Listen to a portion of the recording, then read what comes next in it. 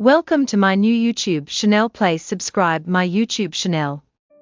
Luigi Mangione, who is due in court on Thursday, is expected to waive his right to extradition to New York City, where Manhattan District Attorney Alvin Bragg said he committed the brazen, targeted, fatal shooting.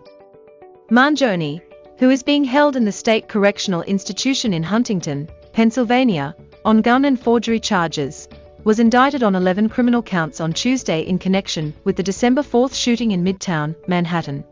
This was a frightening, well-planned, targeted murder that was intended to cause shock, and attention, and intimidation, Bragg said during an afternoon press conference.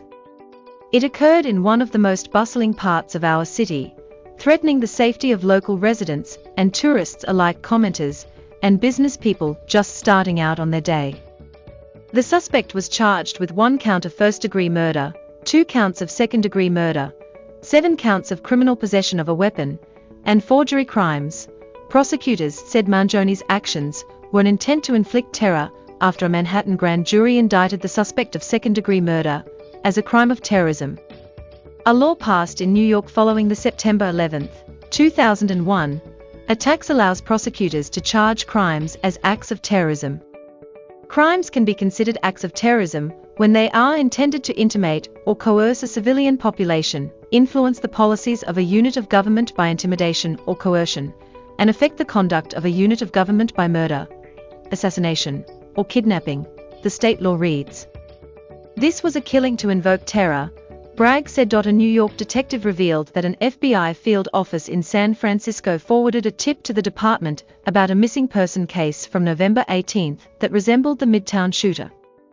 The sergeant that was involved in that case reached out to the San Francisco field office and said, "Hey, I'm working on a missing case.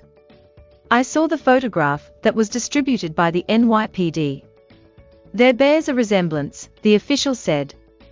The tip was received by the NYPD about 2 days after Thompson, 50, was assassinated outside the Hilton Hotel in Midtown.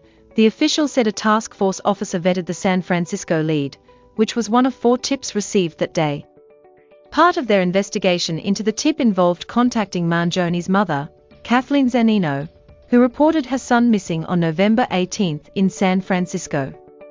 They had a conversation where she didn't indicate that it was son in the photograph, but said it might be something that she could see him doing, the official said of the December 7 conversation. Kathleen told police she had not spoken to her son since July 1.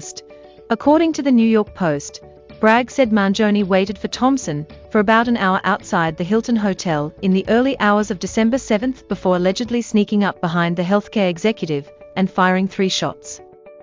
3 of the bullet shell casings were engraved with the words "defend, depose, and deny," according to investigators. "We don't celebrate murders. And we don't lionize the killing of anyone," she added. Mangione, 26, is expected to appear in a Pennsylvania courtroom for an extradition hearing on Thursday.